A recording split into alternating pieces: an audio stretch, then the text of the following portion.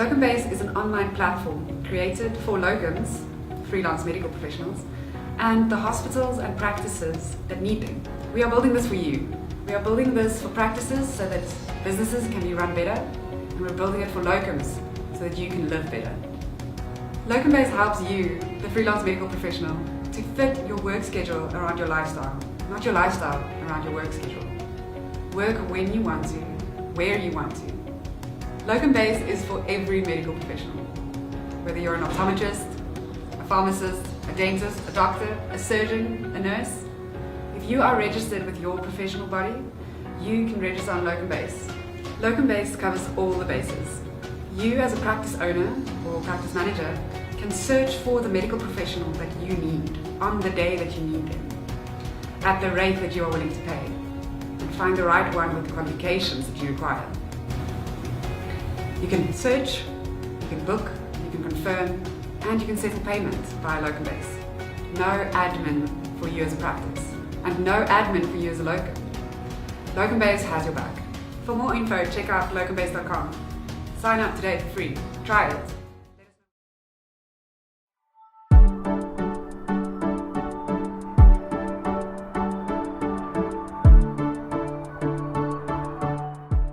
Hello, ladies and gentlemen.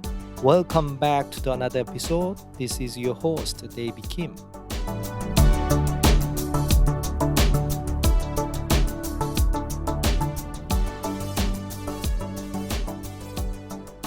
Hello, Zulé. Thank you so much for joining us today. How are you? Thank you. I'm joining you from a sunny Cape Town, South Africa. So it's a good day. Yeah, wonderful.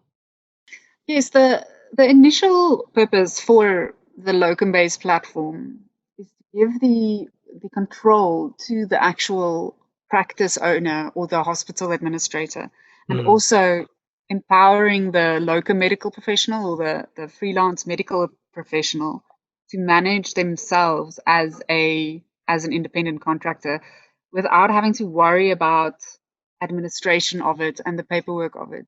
Yes. So that is what the original intent is with LocumBase. But we know that the future of work is changing, and connection platforms when it comes to work and the changing ways of work. Right. Your title is very interesting, Chief Energy Officer. So your job description, basically you're giving people, everybody energy. Is that your job? Well, I would say yes. That is my job. Being the energy within our team. I love the title. Yeah, and I think it's a pretty straightforward way to explain my strengths. Well, for me, I am a big believer in try a lot of different things and keep what works. So ever since I left school, I made a point of trying things and traveling and trying things in different countries. My very, very first job when I was about 15 years old was selling and promoting toothpaste in a big supermarket. That's a very, very, very good experience, I can imagine. Yeah. It was a very, very good experience to learn about, as you say, what customers need and what customers want. So I think that was invaluable experience as my first real, job where I trade my time and my skill for money. So, as you say, that was a great learning experience. I'm looking at your profile now. You studied psychology at University of South Africa, and you had so many jobs: sales rep, travel coordinator, hostess in the Seychelles, family assistant, stewardess in France, backpacker in South America, photographer, creative writer, OV Optics co-founder, and finally founder of the LocumBase. So, who are you? Yeah, there's a lot there. I am a big believer in trying a lot of things and keeping what works, and that learning by experience is really a good way for me to learn. So from the very first job I had at 15 to what I'm doing now, I have had many different experiences, and every one of them was part of learning to be able to do the job I'm doing now, which is running LocumBase and building locumbase.com. So LocumBase basically an app, right? What is the key feature of LocumBase? Well, the initial reason why we created LocumBase was to give freelance medical professionals a tool whereby they can manage their own freelance work, their own locum work, to empower them, to be able to earn better, to really earn their worth, and to get employment opportunities where they are needed, which ultimately is good for patients. So yes, you can describe it as a web application and a mobile application. The shortest and most direct way for hospitals, clinics, um, medical practices in South Africa to get in touch with medical professionals that can come and stand in and also help them deal with growing capacity, especially during high peak times like winter time when a lot of people get sick, and also now with coronavirus and um, helping and serving on that front. I see. How did you come up with the business idea, and how long did it take for you to kickstart the business operation? Tell me the backstory. So my partner is a medical worker, an optometrist, and in the optometry field, locums are used very often. So that is where the opportunity was first spotted, um, and that is a very small part of the bigger picture, because just like optometry users, it often um, we learned by asking a lot of people and by doing a lot of market research. We found out that this is a big pain and a big problem in the medical field across all disciplines. So started out as a really basic small project for one person to make things better for my partner, the optometrist.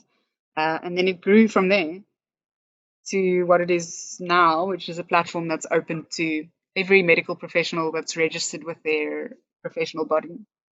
How did you find the money to start a business? Did you bootstrap or borrow the money from the family and friends, or did you work with a outside investor? No, well, to start off with, I used my life savings that I had saved up, and you first after you've done the research and really determined whether it's a viable business idea, you make the decision to put your life savings in there. So that is how we started. Um, Mhm. so we bootstrapped for quite some time before we took on some angel investment, and then that really kick-started our public um, public availability of our platform. Yeah. So locum base was a full-time job from the beginning, or did you keep the part-time job or freelancer job to pay the bill? Yeah, I kept freelance work until we did get our first round of angel funding. But it's as it's been a full time job since then. But before that, it is definitely necessary to keep your day job, if you want to call it like that, when you start out. What is a business model? I mean, how you make money? There are various ways on locum-base. So we license the products to users. Mhm. So it's on a subscription basis, really, a license subscription. Um, and then also value-added products by working with partners who bring useful products and services to those in the medical field. Um, so there are various ways that we bring value in order to create value. In terms of a product and market, what is your growth and expansion plan? Well, at first we are focused on South Africa because this is where we are, and this is where we can make a massive difference. But our eyes are set on serving Africa, the greater African continent, and then of course going even beyond the continent and working with our technology in various other countries to optimize the industry, to optimize medical industry. Let's talk about the fundraising. I mean, I understand fundraising for a startup entrepreneur is one of the hardest job. So, how much time do you spend fundraising, and how many outside investors did you pitch for your first fundraising? Yes, fundraising is quite a difficult exercise. It's a very important exercise, and I think founders do need to spend substantial time on it, because it is important who you make part of your team, because eventually an investor, they become part of your team, and one should never take investment out of desperation, because that will only create problems. So it takes time to find the right investors, because what you want is smart money, not simply money. So I would say it's good for everybody to take time on it. Sometimes it happens faster than others, but I suppose the benefit of taking your time is that you can really get the right people to work with you. So were they all fascinated by your business plan and business model, or what is the popular question from the investor, or what is the things they doubt? About your business model, Well, with any exciting new business and an exciting new startup, there's always going to be questions. right? And also, if you don't ask a lot of questions, there's probably a problem. Um, but what we're doing here is a tool that empowers people. It's a tool that creates employment opportunities and optimizes employment opportunities. And that is the big important thing, especially here in South Africa. So I think fascinated by product as a whole, but also because it's needed. It's very much needed, and also not only here. Um, I mean, people join your team because they believe in what you do, and we've got amazing people who believe in what we do. Can you please tell me about how company has grown since the establishment? How it is performing now in terms of sales and subscription? Or So when I look at my team, we have definitely grown throughout the last. We've rather, let's say it like this: as a business starts, or as you are in your early days, it's very necessary to have people with you that are generalists that can do a lot of things. And as the base grows, and as we get more and more locums and practices on board, your team also needs to become more specialized. So as an internal team, we've grown in many ways by becoming more specialized, but also with new members on our daily team. And in terms of our users, we have been growing really well. At the moment, we've got over 700 practices in South Africa, and we've got over 4,000 locums on our platform. We're growing well, and I'm very excited for what this year is going to bring. what is the biggest challenge in running a startup in Africa? Fundraising, hiring the experienced employee, or lack of infrastructure, or Well, I think that's a hard question to ask, because I haven't built anything in another country. So I that's think, right. yeah, I can't really compare it Right. between building something in South Africa But versus building okay, something else. let's forget about Africa then. What is the biggest challenge for you to run the startup? I think I think getting the right people, the right talents. Right, talent. I would say. Yeah. But there are amazing talent there's amazing people in this country in the tech space, and it's just growing all the time. But there's You always going to be challenges. It's right. startup. It's If you're going to create something and you're going to want to build something a success, it's going to be challenging. But you get to choose your difficult, and I get to choose the difficult every day that I want to, and that's building business, because that's what I love to do. Yes.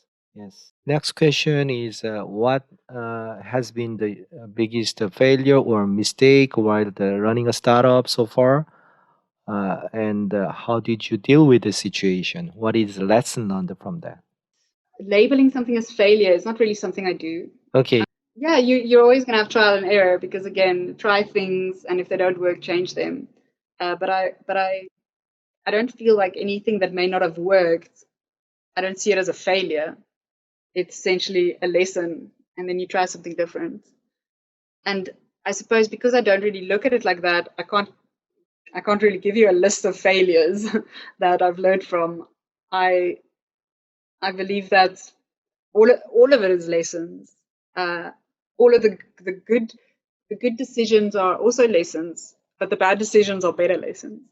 So, in short, to answer your question, we're always constantly learning from the what can be labeled as a failure or as a challenge, and what seems to be simple and straightforward. How do you define the success of your life and business? I'll let you know when I feel it. So you haven't defined yet. Yes, it'll always be an explore. But I suppose success on a personal level is loving what you do and waking up every day and wanting to do it. What do you have on top of your mind for the next step for the LocumBase?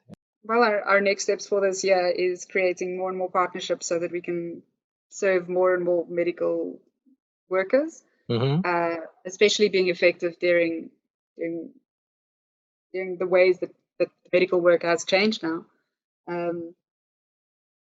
So big goals to also start working abroad with various partners.